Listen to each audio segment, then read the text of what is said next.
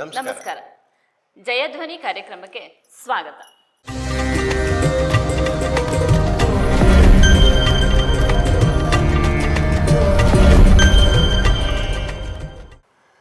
ಹೀಗಾದಾಗ ಯಾವಾಗ ರಾಜ ಸ್ವಲ್ಪ ಅಸಡ್ಡ ಅಥವಾ ಅವನು ಹೇಳ್ದ ಕೇಳ್ತಾನೆ ಅಂತ ಗೊತ್ತಾಗುತ್ತೆ, ಅವಾಗ ಆ ಗುಂಪನ್ನು ಉಪ್ಸಕ್ಕೆ ಶುರು ಮಾಡುತ್ತವೆ.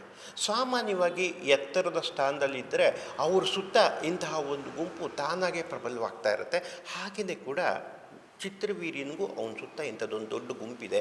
ಆ ಗುಂಪು ಏನು ಮಾಡ್ತಾ ಇರುತ್ತೆ ಅಂದರೆ ಇವನನ್ನು ಬೆಳೆಸ್ತಾ ಹೋಗುತ್ತೆ, ಉಬ್ಬಿಸ್ತಾ ಹೋಗುತ್ತೆ, ಮತ್ತು ಅವನ ಕೈಲಿ ತಪ್ಪು ಕೆಲಸಗಳನ್ನು ಮಾಡಿಸ್ತಾ ಇರುತ್ತೆ. ಅಂಥದ್ದೇ ಒಂದು ತಪ್ಪು ಕೆಲಸ ಒಂದು ದಿವಸ ಒಂದು ದೊಡ್ಡ ಅವಘಡನ ಶುರು ಮಾಡಿಸುತ್ತೆ. ಅಂಥ ತಪ್ಪೇನಾಯಿತು? ಏನಾಯಿತು ಅಂದರೆ ಒಂದು ದಿವಸ ಹೋಗಿದ್ದಾರೆ ವನವಿಹಾರಕ್ಕೆ ಅಥವಾ ಬೇಟೆಗೆ ಹೋಗ್ತಾ ಇರ್ತಾರೆ ರಾಜ್ಕುಮಾರರು. ಸುತ್ತಲ ಗುಂಪು ಕಟ್ಕೊಂಡು ಬೇಟೆಗೆ ಹೋಗ್ತಾರೆ. ಮತ್ತು ಬೇಟೆಗೆ ಹೋಗಿದ್ದಾರೆ. ಬೇಟೆಗೆ ಹೋದಾಗ ಏನಾಗ್ಬಿಡುತ್ತೆ, ಇನ್ನೊಂದು ಗುಂಪು ಆ ಕಡೆ ಸಿಗುತ್ತೆ. ಅದು ಗಂಧರ್ವರು. ಹಾಂ, ಅಲ್ಲಿರೋ ರಾಜನ ಹೆಸರು ಕೂಡ ಗಂಧರ್ವ ರಾಜ ಇದ್ದಾನಲ್ಲ, ಆ ಗುಂಪಿನ ನಾಯಕ, ಅವನ ಹೆಸರು ಕೂಡ ಚಿತ್ರಾಂಗದ ಅಂತೆ. ಇದು ಚಿತ್ರಾಂಗದ, ಅವರು ಚಿತ್ರಾಂಗದ. ನೋಡಿ, ಕಾವ್ಯದಲ್ಲಿ ಏನಾಗುತ್ತೆ ಅಂದ್ರೆ ಇದು ಚಿತ್ರಾಂಗದ, ಇವನು ಚಿತ್ರಾಂಗದ, ಅವನು ಚಿತ್ರಾಂಗದ, ಇಬ್ರು ಪರಸ್ಪರ ಎದುರಾಗ್ತಾರೆ. ನೋಡಿ, ಈ ಇಬ್ರು ಎದುರಾದ್ರೆ ಜಗಳ ಆಡ್ಬೇಕಾದ ಅಗತ್ಯ ಏನಿರ್ಲಿಲ್ಲ. ಅವ್ರು ಗಂಧರ್ವರು, ಇವರು ಮಾನವರು. ಇಬ್ರು ಜಗಳ ಆಡ್ಬೇಕಾದ ಅಗತ್ಯ ಇಲ್ಲ. ಒಬ್ಬರನ್ನೊಬ್ರು ಪರಸ್ಪರ ಅಪ್ಕೋಬೋದಾಗಿರುತ್ತೆ, ಮಾತಾಡಿಸ್ಬೋದಾಗಿರುತ್ತೆ, ಖುಷಿಯಾಗಿ ಜೀವನನ ನೋಡಿ ಬರ್ಬೋದಾಗಿರುತ್ತೆ. ಹೌದು. ಆದ್ರೆ ಇಬ್ರಿಗೂ ಉದ್ದಟರು. ಅವನು ಉದ್ದಟ, ಇವನು ಉದ್ದಟ. ಇಬ್ಬರಲ್ಲೂ ಪ್ರಾಯ ಮದಗಳು ಹೇಳ್ತೀವಲ್ಲ, ಹಾಗೆ ವಯಸ್ಸಿನ ಮದ, ಅಧಿಕಾರದ ಮದ ಇವರಿಬ್ಬರನ್ನೂ ಕಾಡ್ತಾ ಇರತ್ತೆ. ಹಾಗಾಗ್ಬಿಟ್ಟು ಇಬ್ರಿಗೂ ಆಮೇಲೆ ಸುತ್ತಲವ್ರು ಹಚ್ಕೊಳ್ಳೋದು. ಇದರ ನಡುವೆ ಇಬ್ರು ಕಾಲು ಕೆರ್ಕೊಂಡು ಜಗಳ ಆಡ್ತಾರೆ. ಅವರು ಗಂಧರ್ವರ ಅವ್ರ ಜಗಳಕ್ಕೆ ಕಾರಣ ಏನಾಗಿತ್ತು? ಕಾರಣ ತುಂಬ ಹಾಸ್ಯಾಸ್ಪದವಾದದ್ದು. ಹೇಗೆ ಅಂದರೆ, ನನ್ನ ಹೆಸರು ಚಿತ್ರಾಂಗದ, ನಿನ್ನ ಹೆಸರು ಚಿತ್ರಾಂಗದ. ಇಬ್ಬರು ಚಿತ್ರಾಂಗದರು ಇರಬಾರ್ದು, ಒಬ್ಬನೇ ಚಿತ್ರಾಂಗದ ಇರಬೇಕು. ಈಗ ಒಂದೇ ಹೆಸರಲ್ಲಿ ಎಷ್ಟೊಂದು ಜನ ಇರ್ತಾರೆ. ಅಲ್ಲಿ ಅದೇ ಹೇಳಕ್ ಹೋಗಿದ್ದು, ಮನಸ್ಸಿಗೆ ಮದಗಳಿಗೆ ಇರಿದಾಗ ಅಧಿಕಾರ ಮದ, ವಿದ್ಯಾ ಮದ, ಮತ್ತೆ ಏನು ವಯೋಮದ, ಈ ತರ ಮದಗಳು ಹೇಳ್ತೀವಿ. ಅಧಿಕಾರ ಮದ ಇದೆ, ಮತ್ತೆ ವಯೋಮದ ಇದೆಯಲ್ಲ, ವಿದ್ಯಾಮದ ಇಲ್ಲ.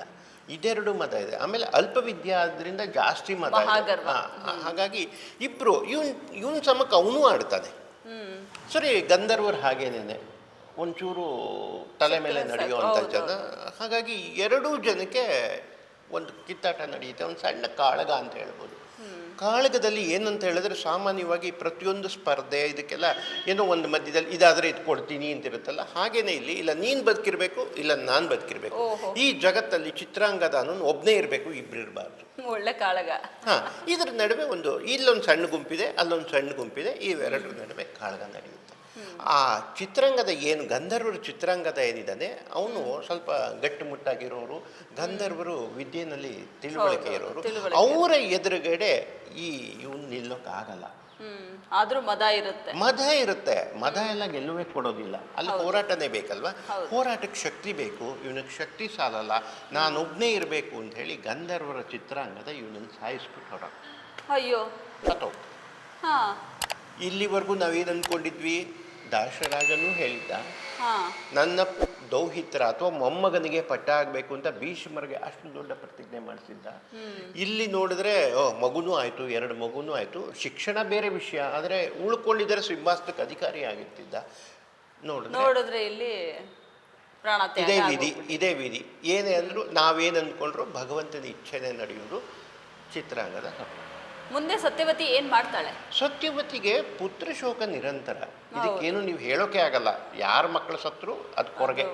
ಸತ್ಯವತಿಗೆ ಆ ಕೊರಗಿರುತ್ತೆ. ಆದರೆ ನಾನು ಹೇಳಿದೆ, ಇವಾಗ ಸತ್ಯವತಿ ಏನು ಮಾಡ್ತಾ ಇದ್ದಾಳೆ, ಅರಮನೆಗೆ ಬೇಕಾದಂಥ ರೀತಿಯಲ್ಲಿ ತನ್ನನ್ನು ತಾನು ಬೆಳೆಸ್ಕೋತಾ ಇದ್ದಾಳೆ, ಒಳಗಡೆಯಿಂದ ಬೆಳೆಸ್ಕೋತಾ. ಅವರಪ್ಪ ಏನು ಹೇಳ್ತಾರೆ? ಅವರಪ್ಪ ಮೌನಿ ಆಗ್ಬಿಟ್ಟಿದ್ದಾನೆ. ಅವ್ರಿಗೆ ನೋಡಿ, ಕಳ್ಕೊಳ್ಳೋರು ಒಂದು ಸರ್ತಿ ಒಂದು ವಸ್ತುನ ಕಳ್ಕೊಂಡವ್ರಿಗೆ ಮತ್ತೆ ಮತ್ತೆ ದುಃಖಗಳು ಹೆಚ್ಚಾಗೋದಿಲ್ಲ. ಮೊದಲು ಒಂದ್ಸರಿ ಇಲ್ಲಿ ಕಳ್ಕೊಂಡಿದಾರಲ್ಲ, ದೊಡ್ಡ ಮಗನ ಜೀವನನ ಕಳ್ಕೊಂಡ ಮೇಲೆ ಆ ಕೊರಗಲ್ಲಿದ್ದವನಿಗೆ 2ನೇ ಮಗ ಸತ್ತ ವಿಷಯ ನೋವಾಗತ್ತೆ, ಇಲ್ಲ ಅಂತಲ್ಲ, ಆದರೆ ಅಷ್ಟು ದೊಡ್ಡದಲ್ಲ. ಸತ್ಯವತಿಗೆ ಇದು ಬಹುದೊಡ್ಡ ಪ್ರಮಾಣದ ನೋವು. ಆದರೆ ಎತ್ತರದ ಸ್ಥಾನದಲ್ಲಿರೋರು ವೈಯಕ್ತಿಕ ವಿಷಯಗಳಿಗೆ ಎಷ್ಟೇ ನೋವಾದರೂ ತೋರಿಸ್ಕೋಬಾರ್ದು ಒಂದು ರಾಜನೀತಿ. ಸತ್ಯವತಿನೂ ಕೂಡ ಮನಸ್ಸಿನಲ್ಲಿ ಆ ನೋವನ್ನು ನುಂಗ್ಕೊಂಡು ಹಿರಿ ಮಗನ ನೋವನ್ನ ನಿಂತ್ಕೊಂಡು ಎರಡನೆಯ ಮಗನ ಪ್ರೋತ್ಸಾಹಿಸ್ಲಿಕ್ಕೆ ಶುರು ಮಾಡ್ತಾಳೆ. ಯಾಕೆಂದರೆ ಈಗ ಸತ್ಯವತಿಗೆ ಆ ಮೋಹಗಳೆಲ್ಲ ಹೊರಟೋಗಿರುತ್ತೆ. ನನ್ನ ಮಕ್ಕಳ ಪಟ್ಟ ಕೂತ್ಕೋಬೇಕು ಅನ್ನೋದಕ್ಕಿಂತ ಹೆಚ್ಚಾಗಿ ರಾಜ್ಯಭಾರ ಹೇಗೆ ನಡೆಸೋದು, ರಾಜ್ಯ ಚೆನ್ನಾಗಿರ್ಬೇಕು. ಆಮೇಲೆ ಎರಡನೆಯವನು ನಾ ಹೇಳಿದೆ ವಿಚಿತ್ರ ವೀರ್ಯ ರೋಗಿಷ್ಟ, ಪ್ರಾರಂಭದಲ್ಲೇ ರೋಗಿಷ್ಟ ಹುಟ್ಟುವಾಗಲೇ. ಇವನು ಸಿಂಹಾಸನಕ್ಕೆ ನಿಜವಾಗ್ಲೂ ಅಧಿಕಾರಿ ಅಲ್ಲ. ಆದರೆ ಹೇಗೆ ಅವನನ್ನು ಬಿಟ್ಟರೆ ಬೇರೆ ದಾರಿನೇ ಇಲ್ಲ. ಭೀಷ್ಮರನ್ನು ಕರೀತಾರೆ, ಭೀಷ್ಮರನ್ನ ಬರೋದಿಲ್ಲ ಅಂತ ಅವಳು ಹೇಳ್ತಾಳೆ. ಭೀಷ್ಮರು ಬಂದು ಕೂತ್ಕೊಳ್ಳಿ, ಇಲ್ಲ ಒಪ್ಕೊಳ್ಳೋದಿಲ್ಲ. ಇದರ ನಡುವೆ ಏನಾಗುತ್ತೆ, ಶಂತನು ಮಹಾರಾಜರು ತೀರ್ಕೊಳ್ತಾರೆ. ನೋಡಿ, ಒಂದು ಕಷ್ಟದ ಪರಂಪರೆ ಹೇಗೆ ಬರುತ್ತೆ ಅಂದ್ರೆ ಒಂದರ ಮೇಲೊಂದು ಅಂದ್ರೆ ತಪ್ಪು ಕಷ್ಟ ಮುಗಿದ್ಮೇಲೆ ಬರ್ತಾನೆ ಹೋಗುತ್ತೆ. ಹೌದು, ಅದಕ್ಕೆ ಕಾರಣ ಏನಾಗ್ತೀವಿ, ನಾವೇ ಆಗ್ತೀವಿ. ಇದಕ್ಕೆ ಏನು ಹೇಳ್ತಾರೆ, ಕೆಲವು ಆರ್ಜಿತ ನಾವೇ ಮಾಡ್ಕೊಳ್ಳೋದು, ಕೆಲವು ಪೂರ್ವಾರ್ಜಿತ ನಾವು ತಂದುಕೊಳ್ಳೋ ಕರ್ಮ, ಇನ್ನು ಕೆಲವು ಹಿಂದಿನ ಜನ್ಮದ ಕರ್ಮಗಳು ಹೇಳ್ತಾರೆ. ಒಟ್ಟು ಇಲ್ಲೇನಾಗಿದೆ ಅಂದರೆ ಇವರೇ ತಂದುಕೊಟ್ಟಿದ್ದ ಕರ್ಮಗಳಿದೆಲ್ಲ. ಹೌದು, ಆ ಕರ್ಮದ ಫಲನ ಸತ್ಯವತಿ ಎರಡು ಕೈಲೂ ಅನ್ವಯಿಸ್ತಾ ಇದ್ದಾಳೆ. ಆದರೆ ತೋರಿಸ್ಕೋತಾ ಇಲ್ಲ, ದಿಟ್ಟೆ ಆಗಿದ್ದಾಳೆ. ಅರಮನೆಗೆ ಹೇಗಿರಬೇಕು, ಒಬ್ಬ ರಾಣಿಯಾಗಿ ರಾಜಮಾತೆಯಾಗಿ ಹೇಗಿರಬೇಕು ಕಲ್ತ್ಕೊಂಡು ಅದರಂತೆ ನಡ್ಕೋತಾ ಇದ್ದಾಳೆ. ಆ ಸ್ಥಿತಿಯಲ್ಲಿರ್ಬೇಕಾದ್ರೆ ವಿಚಿತ್ರ ವೀರ್ಯನಿಗೆ ಭೀಷ್ಮರೇ ಬಂದು ಪಟ್ಟ ಕಟ್ತಾರೆ. ಹೌದಲ್ಲ, ಅವ್ರ ಮನೆಗೆ ದೊಡ್ಡವರು ರೋಗಿಷ್ಟ ಅಲ್ವಾ, ಆದ್ರೆ ನಿಮ್ಗೆ ಅನಿವಾರ್ಯ ಅಲ್ಲ, ಕೆಟ್ಟದ್ರಲ್ಲಿ ಮಧ್ಯಸ್ಥ. ಮತ್ತೆ ರಾಜ್ಯಭಾರ ಮಾಡೋದು ಯಾರು? ಭೀಷ್ಮರಿದಾರಲ್ಲ, ಅಧಿಕಾರ ನಡೆಸೋಕೆ ಇವರು, ಅದನ್ನ ಇದು ಮಾಡೋದಕ್ಕೆ ರಕ್ಷಣೆ ಮಾಡೋದಕ್ಕೆ ಭೀಷ್ಮರು ಬಂದು ನಿಂತ್ಕೊಳ್ತಾರೆ. ಈಗ ಏನಾಗುತ್ತೆ, ತಾಯಿ ಮಗ ಮಾತಾಡ್ಕೊಳ್ತಾರೆ. ಇದು ತಾಯಿ ಮಗದ ಸಂಬಂಧ ಬರ್ತದೆ. ವಯಸ್ಸಿಗಿಂತ ಮೀರಿದ ವಿಷಯ ಇದು. ಭೀಷ್ಮರು ಅದನ್ನು ನೇರವಾಗಿ ಪಾಲಿಸ್ತಾ ಇರ್ತಾರೆ. ಅವ್ರ ದೃಷ್ಟಿಯಲ್ಲಿ ಗಂಗಾ ಮಾತೆ ಹೇಗೆ ಅವ್ರಿಗೆ ತಾಯಿನೋ ಹಾಗೆ ಸತ್ಯವತಿನೂ ತಾಯಿ ಸ್ಥಾನದಲ್ಲಿರೋಳು, ತಾಯಿನೇ, ಮಾತೃ ಅಂತಲೇ ಒಪ್ಕೊಂಡು ಕರಿತಾ ಇರ್ತಾರೆ. ಹಾಗಾಗಿ ತಾಯಿ ಮಗ ಇಬ್ಬರು ಸೇರಿಕೊಂಡು ಒಂದು ಏನು ಮಾಡ್ಬೋದು ಯೋಚನೆ ಮಾಡ್ತಾರೆ. ಬೇರೆ ದಾರಿನೇ ಇಲ್ಲ. ವಿಚಿತ್ರ ವೀರ್ಯನಿಗೆ ಪಟ್ಟ ಕಟ್ತಾರೆ. ವಿಚಿತ್ರ ವೀರ್ಯಂಗೆ ಪಟ್ಟ ಕಟ್ಟಿದ್ರೆ ವಿಚಿತ್ರ ವೀರ್ಯ ಯೋಗ್ಯನಲ್ಲ, ದೈಹಿಕವಾಗಿ ಸಮರ್ಥನಲ್ಲ, ಮತ್ತು ಸಾಕಷ್ಟು ವಿದ್ಯೆನೂ ಕೂಡ, ಅನಾರೋಗ್ಯದ ಕಾರಣದಿಂದ ವಿದ್ಯೆನೂ ಕೂಡ ಕಲ್ತಿರೋಕ್ಕಾಗಲ್ಲ. ಆದರೂ ಕೂಡ ಪಟ್ಟದ ಮೇಲೆ ಬೇರೆ ದಾರಿ ಇಲ್ಲದೆ ಅವರನ್ನು ಕೂಡಿಸ್ತಾರೆ. ನಡೀತಾ ಇದೆ, ಸಿಂಹಾಸನದ ಮೇಲೆ ನಡೆಸ್ತಾರೆ. ಈಗ ಏನಾಗುತ್ತೆ, ಇವರಿಬ್ಬರಿಗೂ ಒಂದು ಯೋಚನೆ ಶುರುವಾಗುತ್ತೆ. ಭೀಷ್ಮರೇನೋ ಬಂದು ವಿಚಿತ್ರ ವೀರ್ಯನ ರಾಜ್ಯನ ರಕ್ಷಣೆ ಮಾಡ್ತಾರೆ. ಆದರೆ ಪಟ್ಟಕ್ಕೆ ಮುಂದೆ ಜನ ಬೇಕಲ್ಲ, ಸಂತತಿ ಬೆಳಿಬೇಕಲ್ಲ, ಇದನ್ನು ಯೋಚನೆ ಮಾಡಬೇಕು. ಈಗ ಏನು ಮಾಡೋದು, ಅವನಿಗೊಂದು ಕಲ್ಯಾಣ ಮಾಡೋಣ ಅಂತ ಯೋಚನೆ ಮಾಡ್ತಾರೆ. ಕಲ್ಯಾಣ ಮಾಡಬೇಕು ಅಂದರೆ ಇವಾಗ ಯಾರೂ ವಿಚಿತ್ರ ವೀರ್ಯನ ದೈಹಿಕ ಸ್ಥಿತಿಯನ್ನು ಅರಿತವರು ಯಾರು, ಹಸ್ತಿನಾವತಿಯ ರಾಜಕುಮಾರ ಆದರೂ ಕೂಡ ಹೆಣ್ಣು ಕೊಡ್ಲಿಕ್ಕೆ ಮುಂದೆ ಬಂದಿಲ್ಲ. ಆ ಸಂದರ್ಭದಲ್ಲಿ ಹೇಗೆ ಮಾಡೋದು, ಎಲ್ಲಿಂದ ರಾಣಿಯನ್ನು ತರೋದು? ಹಾಗಾದರೆ ಸ್ವಯಂವರ ಎಲ್ಲಿ ನಡೀತಾ ಇದೆ, ಆ ಸ್ವಯಂವರಕ್ಕೆ ಕಳಿಸೋಣ. ಆ ಕಾಲದಲ್ಲಿ ರಾಜಕುಮಾರಿಯರಿಗೆ ಸ್ವಯಂವರಗಳು ನಡೀತಾ ಇತ್ತು. ಸ್ವಯಂವರದಲ್ಲಿ ರಾಜಕುಮಾರಿ ತಾನೇ ಹೋಗಿ ಆಯ್ಕೆ ಮಾಡೋದು ಆ ಕಾಲದ ಪದ್ಧತಿಯಾಗಿತ್ತು. ಸರಿ, ಹಾಗಿದ್ರೆ ವಿಚಿತ್ರ ವೀರ್ಯನ ಕಳಿಸ್ಬಿಡೋಣ, ಎಲ್ಲಿ ಸ್ವಯಂವರ ನಡೀತಿದೆ ಅಂತ ಯೋಚನೆ ಮಾಡಿದ್ರೆ ಸುತ್ತಮುತ್ತಲಿ ಎಲ್ಲೂ ಅಂತ ಸ್ವಯಂವರ ನಡೆಯುವಂಥ ಸನ್ನಿವೇಶನೇ ಇರೋದಿಲ್ಲ. ಕಾಶಿರಾಜ ಮಾತ್ರ ಆ ಸಮಯದಲ್ಲಿ ಸ್ವಯಂವರವನ್ನು ಏರ್ಪಡಿಸಿರ್ತಾನೆ. ಕಾಶಿರಾಜನಿಗೆ 3 ಜನ ಹೆಣ್ಮಕ್ಳಿದ್ದಾರೆ. ಅಂಬೆ, ಅಂಬಿಕೆ, ಅಂಬಾಲಿಕೆ ಅಂತ 3 ಜನನೂ ತುಂಬ ಸುಂದರಿಯರು. ಆ 3 ಜನದ್ದು ಒಳ್ಳೆ ಕ್ಷೇತ್ರ, ಕಾಶಿರಾಜನ ಮಕ್ಕಳು ಒಳ್ಳೆ ಕ್ಷೇತ್ರ. ಅವರನ್ನು ತೆಗೆದುಕೊಂಡು ಬಂದರೆ ಆ 3 ಜನದಿಂದ ನಮಗೆ ಏನು ಇಲ್ಲಿವರೆಗೂ ಮನೆಯಲ್ಲಿ ಮಕ್ಕಳ ಕೊರತೆ ಅಂತ ಅಂದ್ಕೋತಾ ಇದ್ರು ಹಸ್ತಿನಾವತಿ ಅರಮನೆಯಲ್ಲಿ, ಅವಾಗ 3 ಜನನ ತಂದು ಮದುವೆ ಮಾಡಿದ್ರೆ ನಮ್ಮ ಮನೆಯಲ್ಲಿ ಮನೆ ತುಂಬ ಮಕ್ಕಳಾಗ್ತವೆ, ಒಳ್ಳೆ ಮಕ್ಕಳಾಗ್ತವೆ. ಯಾಕೆಂದರೆ ಕ್ಷಾತ್ರ ಧರ್ಮದಲ್ಲಿ ಹುಟ್ಟಿರುವಂತಹ ಹೆಣ್ಣುಮಕ್ಕಳು, ಅವರನ್ನು ತೆಗೆದುಕೊಂಡು ಬಂದು ಮದುವೆ ಮಾಡಿದ್ರೆ ಒಳ್ಳೆ ಮಕ್ಕಳು ಹುಡ್ತಾರೆ, ಯೋಗ್ಯರಾದ. ಯಾಕೆಂದರೆ ಇವ್ರಿಗೆ ಸಾಕಾಗೋಗ್ಬಿಟ್ಟಿದೆ, 2 ಮಕ್ಕಳನ್ನ ನೋಡೇ ಸಾಕಾಗೋಗಿದೆ. ಚಿತ್ರಾಂಗದ ಮತ್ತು ವಿಚಿತ್ರ ವೀರ್ಯ ಇಬ್ಬರು ಕೂಡ ಸಿಂಹಾಸನಕ್ಕೆ ಅರ್ಹರಾದವರಲ್ಲ. ಹಾಗಾಗ್ಬಿಟ್ಟು ನಾವೇನು ಮಾಡಬೇಕು, ಹೋಗ್ಬಿಟ್ಟು ಒಂದು ಒಳ್ಳೆ ಮನೆ ತಂದಿಂದ ಹೆಣ್ತಂದರೆ ಅವಾಗ ವಿಚಿತ್ರ ವೀರ್ಯನಿಂದ ಹುಟ್ಟುವಂತಹ ಮಕ್ಕಳು ಯೋಗ್ಯರಾಗಿರ್ತಾರೆ. ಇನ್ನು ಮುಂದೆ ಹಸ್ತಿನಾವತಿ ಚೆನ್ನಾಗಿ ನಡೆಸ್ಕೊಂಡು ಹೋಗ್ತಾರೆ. ಇದೆಲ್ಲ ರಾಜಕಾರಣದಲ್ಲಿ ಯೋಚನೆ ಮಾಡ್ತಾರೆ ತಾಯಿ ಮಗ. ಕಡೆಗೆ ಹಾಗಾದರೆ ವಿಚಿತ್ರ ವೀರ್ಯನ ಇದಕ್ಕೆ ಕಳಿಸೋಣ ಸ್ವಯಂವರಕ್ಕೆ. ಆದರೆ ಅವರೇ ಯೋಚನೆ ಮಾಡ್ತಾರೆ. 2ನೇ ಯೋಚನೆ ಬರ್ತದೆ, ವಿಚಿತ್ರ ವೀರ್ಯನನ್ನು ನೋಡಿದ್ರೆ ಯಾವ ರಾಜಕುಮಾರಿಯೂ ಅವನಿಗೆ ಮದುವೆ ಮಾಡ್ಕೊಳ್ಳಲ್ಲ, ಒಪ್ಕೊಳ್ಳಲ್ಲ. ಯಾಕೆಂದರೆ ದೈಹಿಕವಾಗಿ ಸದೃಢನಲ್ಲ, ರೋಗಿಷ್ಟ, ಇವನನ್ನು ಅವಳು ಒಪ್ಕೊಳ್ಳಲ್ಲ. ಅಲ್ಲಿ ಅಕಸ್ಮಾತು ನಿಮಗೆ ಸ್ವಯಂವರದ ಪ್ರಶ್ನೆ ಬಂದಾಗ, ಸ್ವಯಂವರದಲ್ಲಿ ಒಂದು ಕಾಟ ಇದೆ. ರಾಜರು ಏನು ಮಾಡ್ತಾರೆ ಅಂದರೆ, ಯಾರೋ ಒಬ್ಬರು, ಈಗ ವಿಚಿತ್ರ ವೀರ್ಯನೇ ಸ್ವಯಂವರಕ್ಕೆ ಹೋದ ಅಂತ ಇಟ್ಕೊಳ್ಳಿ, ರಾಜ್ಕುಮಾರಿಯರು ಬಂದು ವಿಚಿತ್ರವೀರ್ಯಂಗೆ ಒಬ್ಬಳು ಮೂರರಲ್ಲಿ ಒಬ್ಬಳು ಹಾರ ಹಾಕಿದ್ಲು. ಆದರೆ ತುಂಬ ಜನ ಸುತ್ತಾ ಇದ್ದಾರಲ್ಲ ಅವರೆಲ್ಲ ಆ ಕ್ಷಣಕ್ಕೆ ಕಾಲು ಕೆರೆದು ಜಗಳ ಆಡಿ ಹೊಡೆದಾಡಿ ಆ ರಾಜ್ಕುಮಾರನ್ನೇ ಬೇಕಾದ್ರೆ ಹೊಡೆದಾಕಿ ರಾಜ್ಕುಮಾರನ್ನ ಎತ್ಕೊಂಬಂದು ಇದೆಲ್ಲ ನಡೀತಿರುತ್ತೆ. ಇದ್ರ ಎಲ್ಲ ಸಂದರ್ಭದಲ್ಲಿ ಯಾರು ಹಾರ ಹಾಕಿಸ್ಕೊಂಡ ರಾಜ್ಕುಮಾರ ಉಳಿದ ರಾಜ್ಕುಮಾರರ ಜೊತೆಗೆ ಯುದ್ಧ ಮಾಡುವಷ್ಟು ದೈಹಿಕ ದಾಷ್ಟ್ಯ ಇರಬೇಕು. ಆ ದಾಷ್ಟ್ಯ ಅವನಲ್ಲಿ ಇರಲಿಲ್ಲ. ಹಾಗಾಗಿ ಅಲ್ಲಿ ಹೋಗಿ ಅಕಸ್ಮಾತ್ ಹಾರ ಬಿದ್ದರೂ ಕೂಡ ಬೀಳದೇ ಅನುಮಾನ, ಹಾರ ಬಿದ್ದು ಒಪ್ಪಿಗೆ ಸಿಕ್ಕಿದ್ರೂ ಕೂಡ ಗೆದ್ದಂತಹ ರಾಜಕುಮಾರಿಯನ್ನು ವಾಪಸ್ ಕರ್ಕೊಂಡು ಬರುವ ಶಕ್ತಿ ವಿಚಿತ್ರವೀರ್ಯನಿಗಿರಲ್ಲ. ನೋಡಿ, ಇದೆಲ್ಲ ಸಮಸ್ಯೆಗಳು ಬರುತ್ತೆ. ಈಗ ಭೀಷ್ಮ ಎಷ್ಟೇ ಬೇಡ ಅಂದರೂ ಕೂಡ ಸಂಸಾರದ ಹೊಣೆಗಾರಿಕೆಯಲ್ಲಿ ಸಿಕ್ಕಾಕೋಬೇಕಾಗುತ್ತೆ. ವೈಯಕ್ತಿಕವಾಗಿ ಭೀಷ್ಮರು ಮದುವೆ ಆಗಲ್ಲ. ಪ್ರಪಂಚದಲ್ಲಿರುವಂತಹ ಎಲ್ಲ ಹೆಣ್ಣು ಮಕ್ಕಳು ನನಗೆ ಗಂಗಾ ಮಾತೆಯಷ್ಟೇ ಪವಿತ್ರಳು, ತಾಯಿ ಸ್ಥಾನ ಅಂತ ಹೇಳ್ಬಿಟ್ಟು ಹೇಳ್ಕೊಟ್ಟವ್ರು, ಅವತ್ತು ಪ್ರಮಾಣ ಮಾಡಿದವರು. ಅವ್ರಿಗಿವತ್ತು ಹೋಗ್ಬಿಟ್ಟು ಸ್ವಯಂವರದಿಂದ ಹೆಣ್ಣು ಮಕ್ಕಳನ್ನು ಗೆದ್ಕೊಂಡು ಬರುವಂತಹ ಸನ್ನಿವೇಶ ಬಂದ್ಬಿಡುತ್ತೆ. ಬೇರೆ ದಾರಿ ಇಲ್ಲ. ಇದನ್ನು ಆಪದ್ಧರ್ಮ ಅಂತ ಹೇಳಬೇಕು. ಧರ್ಮದಲ್ಲಿ ಆಪದ್ಧರ್ಮ ಇರುತ್ತೆ, ಒಪ್ಕೊಳ್ಳೋಣ. ಆದರೆ ವಿಜಯವೀರ್ಯ ಒಬ್ಬ ರೋಗಿಷ್ಠ ಅಂತ ಗೊತ್ತಿದ್ದು ಒಂದು ಹೆಣ್ಮಗಳನ್ನ ಕರ್ಕೊಂಡು ಬಂದು ಅವನಿಗೆ ಮದುವೆ ಮಾಡಿದ್ರೆ ಆ ಹೆಣ್ಣು ಮಗಳು ಬಾಳು ಹಾಳಾಗಲ್ವಾ? ನೀವು ಹೇಳೋದು ಸರಿ. ಈ ಪ್ರಜ್ಞೆ ಸತ್ಯವತಿಗೆ ಮತ್ತು ಭೀಷ್ಮರಿಗೂ ಇತ್ತು. ಆದರೆ ಇಲ್ಲಿ ಅನಿವಾರ್ಯ, ಏನೂ ಮಾಡೋಕ್ಕಾಗಲ್ಲ. ರಾಜ್ಯಕ್ಕೊಬ್ಬ ಪ್ರತಿನಿಧಿ ಬೇಕೇ ಬೇಕು. ರಾಜ್ಯಕ್ಕೆ ಮುಂದೆ ರಾಜಕುಮಾರ ಯಾರು? ವಿಚಿತ್ರವೀರ್ಯನ ಆಯಸ್ಸು ಎಷ್ಟು ಅಂತ ಯಾರಿಗೂ ಗೊತ್ತಿಲ್ಲ. ಎಲ್ಲರಿಗೂ ಅನುಮಾನ ಇದೆ. ಯಾಕೆಂದರೆ ಅನಾರೋಗ್ಯ ಅವರನ್ನು ಅಪಾರವಾಗಿ ಕಾಟ ಕೊಡ್ತಿದೆ. ಹೀಗಿರುವಾಗ ವಿಚಿತ್ರವೀರ್ಯ ಇದ್ದಾಗ ಅವನ ಬೀಜದಿಂದ ಒಂದು ಮಗುವನ್ನು ಹುಟ್ಟಿಸ್ಕೊಂಡ್ರೆ ಆ ಮಗು ನಿಮಗೆ ಪಟ್ಟಕ್ಕೆ ಬರ್ತದೆ. ಮುಂದೆ ರಾಜ್ಕುಮಾರ ಆಗ್ತಾರೆ, ಸಂತತಿ ಬೆಳೀತದೆ. ಒಂದು ವೇಳೆ ಸಂತತಿ ಬೆಳೀಲಿಲ್ಲ ಅಂತ ಇಟ್ಕೊಳ್ಳಿ, ಅವಾಗ ಏನಾಗುತ್ತೆ, ರಾಜ್ಯದಲ್ಲಿ ಅಂತಃಕಲಗಳು ಶುರುವಾಗ್ತವೆ.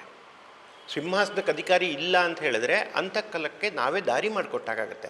ಹಾಗಾಗಿ ಒಬ್ಬರನ್ನ ಬಲಿ ಕೊಟ್ಟಾದರೂ ಸರಿ ಸಿಂಹಾಸನ ಉಳಿಸ್ಕೊಳ್ಬೇಕಾದ್ದು ನ್ಯಾಯ ಮಾರ್ಗ. ಈ ನ್ಯಾಯ ಮಾರ್ಗದಲ್ಲಿ ಭೀಷ್ಮರು ಯೋಚನೆ ಮಾಡ್ತಾರೆ. ಯಾವುದೇ ಕಾರಣಕ್ಕೂ ಭೀಷ್ಮರು ಮೊದಲಿಂದ ಕಡೆವರೆಗೂ ಎಲ್ಲೂ ಕೂಡ ತಮ್ಮ ಜೀವನದಲ್ಲಿ ತಪ್ಪು ಹೆಜ್ಜೆನ ಇಡೋರೇ ಅಲ್ಲ. ಆದರೂ ಕೂಡ ಈ ಜಾಗದಲ್ಲಿ ಅವ್ರಿಗೆ ಅಗತ್ಯ ಇರಲಿಲ್ಲ. ಅವರು ಮಾಡಿದ ಪ್ರತಿಜ್ಞೆ, ಅವ್ರು ಹಿಡಿದ ಬ್ರಹ್ಮಚರ್ಯ ವ್ರತದಲ್ಲಿ ಅವರೇ ಹೋಗಿ ಸ್ವಯಂವರಕ್ಕೆ ಹೋಗಬೇಕಾದ ಅಗತ್ಯ ಇರಲಿಲ್ಲ. ಆದರೆ ಇದು ಆಪದ್ಧರ್ಮ, ಹೋಗಲೇಬೇಕು, ಬೇರೆ ದಾರಿ ಇಲ್ಲ. ಸಿಂಹಾಸನ ರಕ್ಷಣೆ ಮಾಡೋದು ಅವ್ರ ಜವಾಬ್ದಾರಿ. ಈ ಜವಾಬ್ದಾರಿಯನ್ನು ನಿಲ್ಲಿಸೋಕ್ಕೋಸ್ಕರ ಅವರೇನು ಮಾಡ್ತಾರೆ, ಕಾಶಿ ರಾಜ್ಯಕ್ಕೆ ತಮ್ಮನ ಪರವಾಗಿ ತಾವೇ ಹೋಗ್ತಾರೆ ಸ್ವಯಂವರಕ್ಕೆ. ಏನಾಗಬೇಕು ಸ್ವಯಂವರಕ್ಕೆ ಹೋದರೆ? ತಮ್ಮನ ಈಗ ಏನಾಗಿದೆ, ಅಲ್ಲಿ ಸ್ವಯಂವರ ನಡೀತಾ ಇದೆ. ಸುತ್ತಲಿನ ರಾಜಕುಮಾರರು ಎಲ್ಲರೂ ಬಂದಿರ್ತಾರೆ. ಎಲ್ಲ ರಾಜಕುಮಾರರು ಸಾಲು ಕೂತ್ಕೋತಾರೆ. ಆ ಸಾಲು ಕೂತಾಗ ಹಾರ ಹಿಡ್ಕೊಂಡು ಬಂದಂತಹ ರಾಜಕುಮಾರಿಯರು ಯಾರು ಇಷ್ಟ ಆಗ್ತಾರೆ ಅವ್ರಿಗೆ ಹಾರ ಹಾಕಬೇಕು. ಇಲ್ಲೇನಾಗುತ್ತೆ, ರಾಜಕುಮಾರಿ ಹಾರ ಹಿಡ್ಕೊಂಡು ಬರ್ತಾ ಇರಬೇಕಾದ್ರೆ ಪಕ್ಕದಲ್ಲಿ ದಾಸಿಯರು ಅಥವಾ ಸಖಿಯರು ಅಂತ ಹೇಳೋಣ, ದಾಸಿಯರು ಅಂದರೆ ತಪ್ಪಾಗುತ್ತೆ, ಸಖಿಯರು ಜೊತೆಯಲ್ಲಿ ಬರ್ತಾ ಅವ್ರು ಹೇಳ್ತಾ ಹೋಗ್ತಾರೆ, ಇವರು ಇಂಥ ದೇಶದ ರಾಜಕುಮಾರ, ಇವರು ಇಷ್ಟು ಸಾಹಸಗಳನ್ನು ಮಾಡಿದ್ದಾರೆ, ಇವರು ಇಷ್ಟು ರಾಜ್ಯ ಇದೆ, ಇವರೇ ಮುಂದೆ ರಾಜಕುಮಾರ, ಇವರೇ ಪಟ್ಟಕ್ಕೆ ಬರ್ತಾರೆ. ಹೀಗೆ ಅವ್ರ ಬಗ್ಗೆ ಪೂರ್ಣ ಚರಿತ್ರೆಯನ್ನು ಹೇಳ್ತಾ ಹೋಗ್ತಾರೆ. ಅದನ್ನು ಕೇಳಿದ ಮೇಲೂ ರಾಜಕುಮಾರನ ಬಗ್ಗೆ ಇಚ್ಛೆಯಾದರೆ ಆ ರಾಜಕುಮಾರಿ ಅಲ್ಲಿ ಹಾರ ಹಾಕ್ತಾರೆ. ಸರಿ, ಈಗ ವಿಚಿತ್ರವೀರ್ಯನ ಕರ್ಕೊಂಡೋಗಿ ಆ ಸಾಲಲ್ಲಿ ನಾವು ಕೂಡಿಸಿದ್ದೀವಿ ಅಂತ ಇಟ್ಕೊಳ್ಳೋಣ. ಏನಂತ ಹೇಳಬೇಕು, ಇವನು ರೋಗಿಷ್ಠ ಆದರೆ ಹಸ್ತಿನಾವತಿಯ ರಾಜಕುಮಾರ. ನಿನ್ನ ಹೊಟ್ಟೆಲಿ ಇವನಿಂದ ಏನಾದರೂ ಮುಂದೆ ಭವಿಷ್ಯದಲ್ಲಿ ಮಕ್ಕಳಾದರೆ ಅವ್ರಿಗೆ ಪಟ್ಟ ಕಟ್ಟಬಹುದು ಅನ್ನೋ ಒಂದು ಆಸೆಯನ್ನು ಬಿಟ್ಟರೆ ಬೇರೆ ಇನ್ಯಾವ ಆಸೆನೂ ರಾಜಕುಮಾರಿಯರಿಗೆ ತೋರ್ಸೋಕ್ಕಾಗಲ್ಲ. ರಾಜಕುಮಾರಿಯರು ಖಂಡಿತವಾಗ್ಲೂ ಅವನಿಗೆ ಹಾರವನ್ನು ಹಾಕೋದಿಲ್ಲ ಅಥವಾ ಸ್ವಯಂವರದಲ್ಲಿ ಒಪ್ಪಿಗೆ ಕೊಡೋದಿಲ್ಲ. ಈ ಕಾರಣಕ್ಕೋಸ್ಕರ ಭೀಷ್ಮರು ತಾವೇ ಹೊರಡ್ತಾರೆ. ಆದರೆ ಭೀಷ್ಮರು ಸಾಲಲ್ಲಿ, ಸರತಿಯ ಸಾಲಲ್ಲಿ ಕೂತ್ಕೊಳ್ಳುವಂಥ ಅವಶ್ಯಕತೆ ಇಲ್ಲ. ಯಾಕೆಂದರೆ ಭೀಷ್ಮರು ಮದುವೆಗೆ ಹೋಗಿಲ್ಲ, ಅವರು ತಮ್ಮನಿಗೆ ಹೆಣ್ಣು ತರಕ್ಕೆ ಹೋಗಿದ್ದಾರೆ. ಹಾಗಾಗಿ ಮದುವೆ ಪದ್ಧತಿಗಳಲ್ಲಿ ಒಂದು ಪದ್ಧತಿ ರಾಕ್ಷಸ. ರಾಕ್ಷಸ ಅಂದರೆ ಹೆಣ್ಣನ್ನು ತವರು ಮನೆಯಿಂದ ಎತ್ಕೊಂಡು ಬರೋದು, ಕದ್ದು ತರೋದು. ಇದನ್ನು ರಾಕ್ಷಸ ಪದ್ಧತಿ ಅಂತೀವಿ. ಈ ಪದ್ಧತಿಯ ಪ್ರಕಾರ ಇವರು ಭೀಷ್ಮರು ಸಿದ್ಧವಾಗಿ ಹೋಗಿದ್ದಾರೆ ಕಾಶಿ ರಾಜ್ಯಕ್ಕೆ. ಅಲ್ಲಿ ಏನು ಸ್ವಯಂವರಕ್ಕೆ ತುಂಬ ಜನ ಸೇರಿದ್ದಾರೆ, ಬಹಳಷ್ಟು ಜನ ಸೇರಿದ್ದಾರೆ. ಎಲ್ಲ ರಾಜ್ಕುಮಾರರು ಒಬ್ಬರಿಗಿಂತ ಒಬ್ಬರು, ಯಾಕೆಂದರೆ ಇತ್ತೀಚೆಗೆ ಯಾವುದು ಸ್ವಯಂವರ ನಡೆದೇ ಇರಲಿಲ್ವಂತೆ. ಆ ದಿನಗಳ ಹಿಂದೆ ಮುಂದೆ ಸ್ವಯಂವರ ನಡೆದಿಲ್ಲ. ಹಾಗಾಗಿ ವಿವಾಹ ಆಕಾಂಕ್ಷಿಗಳೆಲ್ಲ ತುಂಬ ಜನ ರಾಜ್ಕುಮಾರರು, ಅದು ಮೂರು ಜನ ಕನ್ಯೆಯರಿಂದ ಒಬ್ಬರಲ್ಲ ಒಬ್ಬರು ನನಗೆ ಹಾರ ಹಾಕ್ತಾರೆ. ಕಾಶಿ ರಾಜ್ಯದ ಒಂದು ಪ್ರಖ್ಯಾತ ರಾಜ್ಯದಿಂದ ಒಂದು ಹೆಣ್ಣನ್ನು ತರೋದು ನಮಗೂ ಗೌರವ ಆಗುತ್ತೆ ಅಂತ ಹೇಳಿ ಹೋಗ್ತಾರೆ. ಸಾಮಾನ್ಯವಾಗಿ ಮದುವೆ ಆಗಿದ್ದರು ಆಗಿಲ್ಲದೆ ಇದ್ದರು ಸ್ವಯಂವರ ಅಂದರೆ ರಾಜ್ಕುಮಾರರೆಲ್ಲರೂ ಕೂಡ ಅದನ್ನು ಭಾಗವಹಿಸ್ತಾ ಇರ್ತಾರೆ. ಹಾಗಾಗಿ ಇಲ್ಲೂ ಕೂಡ ಹೋಗಿದ್ದಾರೆ. ಹಾರ ಹಾಕ್ತಾ ಇದ್ದಾರೆ. ಬಂದರು ರಾಜಕುಮಾರಿಯರು, ಒಬ್ಬೊಬ್ಬರದೇ ತಿಳುವಳಿಕೆ ಹೇಳ್ತಾ ಇದ್ದಾಳೆ ಸಖಿ. ಬಂದರು. ಆ ನಡೀತಿರ್ಬೇಕಾದ್ರೆ ಏನು ಸ್ವಯಂವರ ಕ್ರಿಯೆ ನಡೀತಾ ಇದೆ, ಒಂದೊಂದೇ ಒಬ್ಬೊಬ್ಬರದೇ ಹೇಳ್ತಾ ಬರ್ತಾ ಇದ್ದಾರೆ. ಆ ಸಮಯಕ್ಕೆ ಭೀಷ್ಮರು ಒಳಗಡೆಗೆ ಸೈನ್ಯ ಸಮೇತ ನುಗ್ಗುತ್ತಾರೆ. ಅಲ್ಲಿರೋ ರಾಜರೆಲ್ಲರೂ ತಕ್ಷಣ ಯುದ್ಧಕ್ಕೆ ಸನ್ನದ್ಧರಾಗ್ತಾರೆ. ಒಂದನ್ನು ಯೋಚನೆ ಮಾಡಬೇಕು, ಸ್ವಯಂವರಕ್ಕೆ ಬರುವ ರಾಜಕುಮಾರರು ಪ್ರತಿಯೊಬ್ಬರು ಯುದ್ಧಕ್ಕೆ ಸಿದ್ಧರಾಗೇ ಬಂದು ಕೂತಿರ್ತಾರೆ.